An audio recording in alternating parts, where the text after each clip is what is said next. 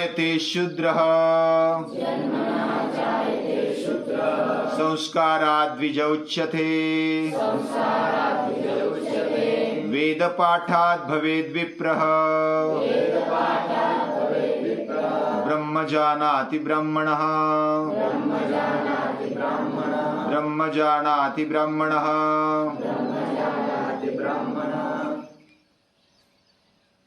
ये जो मनुष्य निर्माण हुआ ऐसा बोला जाता है, ये मनुरपत्य मनुष्य, ये जो मनुष्य है मनु का अपत्य, यानी मनु हमारे पिता है। सबसे पहले मनुष्य, उनको मनु कहा गया और उन्हीं के हम अपत्य यानी वंशज है, पुत्र है, इसलिए मनुष्य कहे गए। दूसरी एक व्याख्या की जाती है मननात् मनुष्य, जो मनन चिंतन कर सकता है वह मनुष्य है।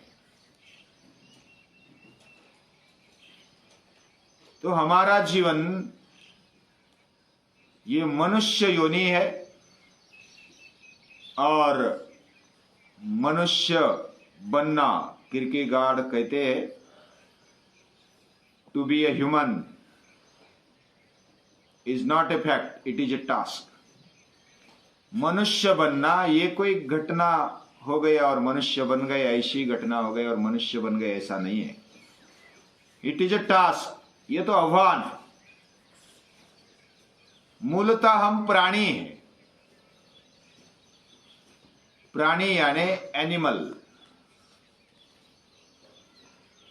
और जो प्राणी होता है वह अपने व्यवहार सिर्फ खाना पीना और आनंद लेना, अपने अपने दायरे में रहना, इतना ही प्राणी कर सकता है।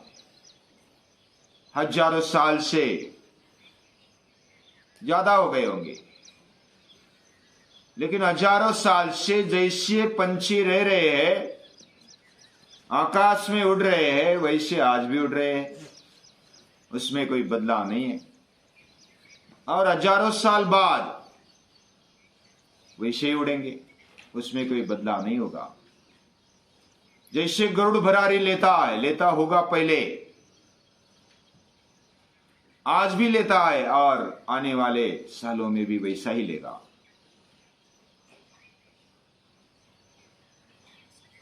अलग अलग शेर है, समझो, शेर जैसी छलांग लगाता है या तो आक्रमण करता है, गुफा में रहता है, वह हजारों साल पहले वैसा ही था, आज भी गुफा में ही रहता है, जंगल में रहता है और आने वाले दिनों में सालों में वैसा ही रहेगा।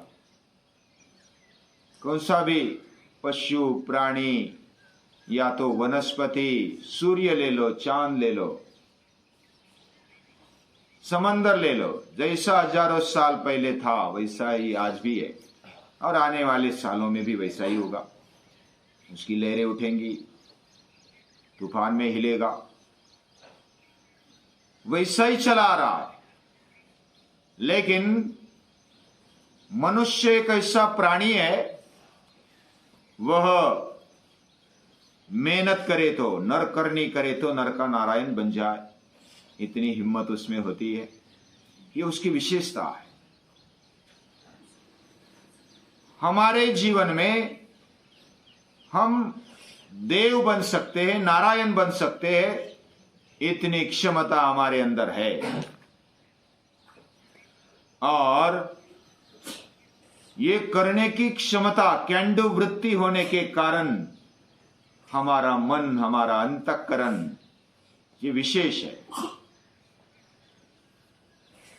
और वो कैपेसिटी रखता है। देव भी हजारों साल पहले जैसे करते थे आज भी वैसे ही करते, बाद में भी वैसे ही करेंगे। जैसे सूर्य है, चांद है, वायु है, पानी है, पृथ्वी है, ये हमारे लिए देव है, उनमें कोई बदलाव नहीं है, उनके स्वभाव में, उनकी प्रकृति में। लेकिन अगर भगवान के तरफ जाना है, उसके बारे में सोचना है, उसको प्राप्त करना है, या तो वही बनना है, तो बन सकते हैं। मनुष्य यह ऐसा प्राणी है, वो भगवान भी बन सकता है, ये उसकी विशेषता है। यानी देवों को भी अगर कुछ मेहनत करनी है और बनना है अलग कुछ, तो वो मनुष्य बनकर आते हैं। मनुष्य में इतनी ताकत होती है। मनुष्य अगर चाहता है तो वो बन सकता है, लेकिन उसकी इच्छा, ये शुभेच्छा बन जाए, ये विकास की पहली सीढ़ी है। और शुभेच्छा बनने के लिए या तो हमारे जीवन में आने के लिए संस्कारों की आवश्यकता है। जन्म से हम प्राणी है, शूद्र है, सामान्य है, लेकिन संस्कारों से द्विज बन जाते हैं, दोबारा जन्म लेते हैं। जैसे पानी का बूंद, पानी की बूंद अगर तपे हुए तवे के ऊपर डालेंगे तो क्या होगा? वो जल जाएगा, एक क्षण में नष्ट हो जाएगा। यानी उस बूंद को किसकी संगत मिली? तपे हुए तवे की संगत मिली, तवे की, और वो क्षण में ही नष्ट हो गया। वही बूंद अगर समंदर में गिर जाए, कुछ पत्तों पर, कमल के पत्ते पर अगर बूंद गिर जाए तो कैसी दिखती है? जैसा मोती है, चमकती है। यानी बूंद वैसी है, वही है। वही बूंद तवे पर डालेंगे तो वह नष्ट होगी, जलकर उसकी भाप बन जाएगी। वही बूंद अगर पत्तों पर गिरी जाए तो वो मोती जैसी दिखती है, बहुत ही चमकती है। और वही स्वाति नक्षत्र की बूंद अगर शिपले में आ जाए, वो मोती बन जाती है। प्रायेणाधम मध्यमोत्तम गुणा संसर्गतो जायते। संसर्ग से संस्कार होते हैं और संस्कारों से हमारा भविष्य बनता है। हमारा जीवन भी हम कौन सी संगति रखते हैं, इसके ऊपर हमारा जीवन बनता है। हमारे मन पर, अंतःकरण पर उसका प्रभाव पड़ जाता है। और इसलिए संस्कारों का महत्व है। हमारा जब जन्म हुआ तो जन्म से पहले हम मां के पेट में रहे। मां ने जैसा विचार किया होगा, जैसे कार्य किए होंगे, वैसे ही संस्कार हम पर पड़ने लगते हैं। जैसे हम अभिमन्यु की कथा सुनते हैं। अभिमन्यु गर्भ में था, तभी उसको चक्र व्यूह भेद की कला आ गई। यह महाभारत में सुनते हैं। यानी गर्भ से ही हम ज्ञान प्राप्त कर सकते हैं, संस्कार प्राप्त कर सकते हैं। हमारे आसपास क्या होता है, इसका प्रभाव हम पर होता है। जैसे ये बाह्य संस्कार है, वो अंदरूनी संस्कार भी होते हैं।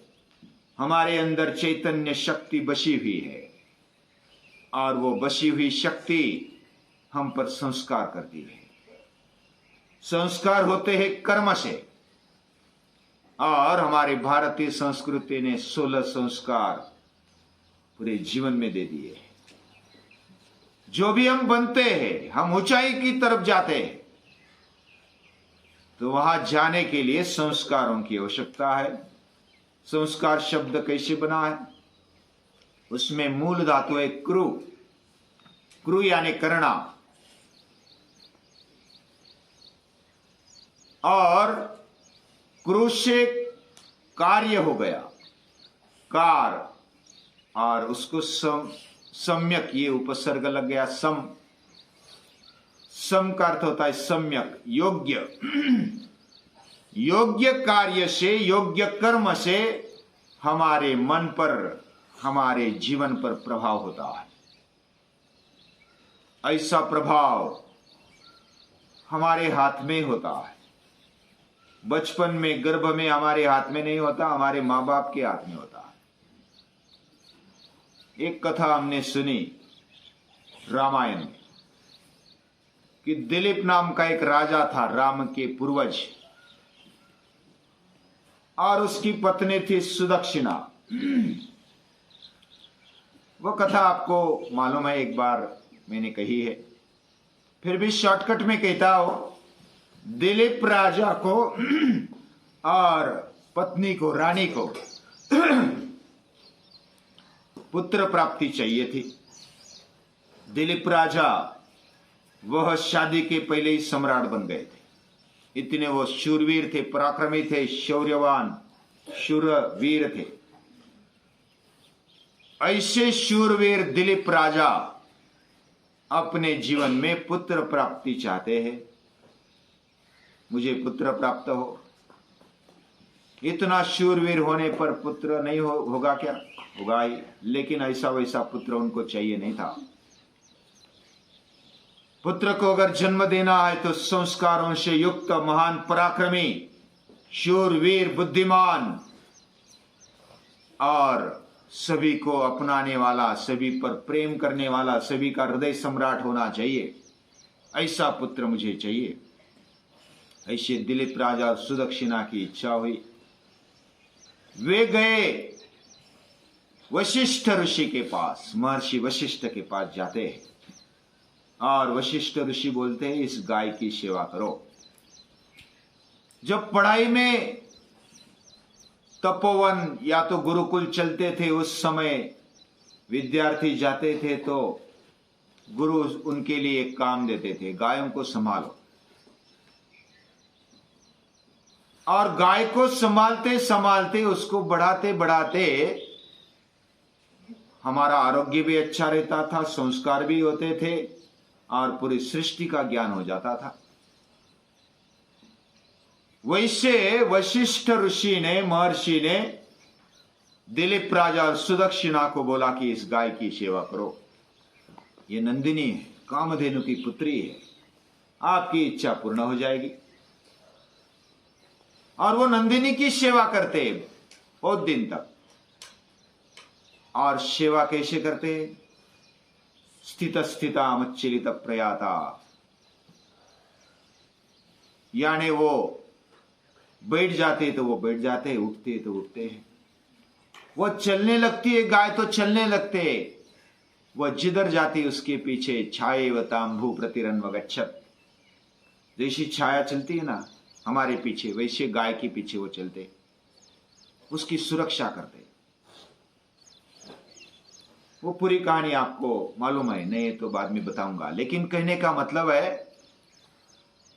कि वो सेवा करते गए। वशिष्ठ ऋषि के आश्रम में संस्कारों का सिंचन हुआ करता था और वो सुनते थे सुबह शाम, उनकी मधुर और पवित्र वाणी सुनते थे और उसके संस्कार उनके खाने पर, पीने पर, उनके व्यवहार पर, उनके जीवन में होते थे। और वही संस्कारों से, खाने पीने से हमारा रस, रक्त, मांस, मेद, अस्थि, मज्जा, शुक्र, ये सप्त धातु बनते हैं। ये पूरे साइंस को पता है। और ऐसे हमने खाया पिया हुआ ये संस्कार रूप में हमारे बीज में भी आ जाता है, रक्त में, खून में आ जाता है और उससे ही बीज बनता है, उससे हमारी निर्मित होती है। तो ऐसे खून में संस्कार उन्होंने पाए और रघु राजा जैसा राजा पुत्र निर्माण हुआ। राम का कुल नहीं माना जाता, बताया नहीं जाता। रघुकुल रीति सदा चली आई, रघुकुल माना जाता है, रघुवंश माना जाता है। यानी रघु का नाम इस कुल को दे दिया गया। इतने वो महान है, शूर है, वीर है, पराक्रमी है, बुद्धिमान है, सभी के हृदय सम्राट है। वो किससे भी, देवों से भी लड़ने के लिए तैयार है। अगर कुछ बारी आ जाए संस्कृति के कार्य के लिए तो किसको भी वो मात दे सकते हैं, ऐसा उनका पराक्रम है। बुद्धि से भी वह अग्रणी है और सभी के हृदय सम्राट है। सभी प्रजा के लिए उनका जीवन है। ये संस्कारों से हमारा जीवन बनता है। माता पिता गर्भधारण के पहले ही ऐसे संस्कार पाए, वो लायक बने, पात्र बने, और इस पात्रता के साथ अपने सप्त धातुओं में शुद्धि लाने के बाद फिर गर्भधारणा करें। और गर्भधारणा के पहले आह्वान किया जाता है देवों का, जो भी अच्छी अच्छी शक्तियां इस दुनिया में, उन शक्तियों का आह्वान किया जाता है।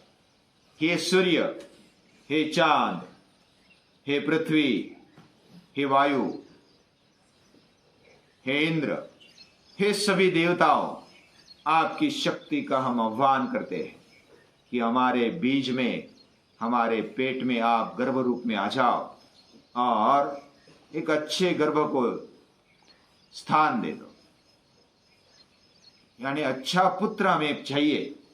प्रजाए गृहमेधिनाम, अच्छी प्रजा निर्माण होने के लिए अच्छे माता पिता चाहिए। मातृवान पितृवान आचार्यवान पुरुषो वेद, यानी हमारे संस्कार माता पिता से, उनके दादा परदादा से आते हैं। हमारा जीवन केवल जन्म से मृत्यु तक नहीं है, संस्कारों से हमारा जीवन बनता है। संस्कारों का ही प्रवाह है। और अंतःकरण हमारा ये जन्म से दूसरे जन्म तक, दूसरे जन्म से तीसरे जन्म तक, पहले कई जन्मों से ये मन या तो अंतःकरण आया है और वो संस्कारों से भरा हुआ है। ऐसे अलग अलग संस्कार, 16 संस्कार हमारी भारतीय संस्कृति में है। उन संस्कारों का और भी हम देखेंगे वो कैसे कैसे है, क्या क्या है। हमारी भारतीय संस्कृति में अलग अलग ऋषियों ने अध्ययन करते हुए मानव जीवन कैसा महान बने, ऊंचा बने, हर किसी में ये शक्ति है और उसको संस्कारित किया जा सकता है। हम अपने ऊपर संस्कार कर सकते हैं और ये कर्मयोग हमारे ऋषियों ने दिया। ऐसे ऋषियों को सुबह सुबह याद करते हैं और उनको नमन करते हैं।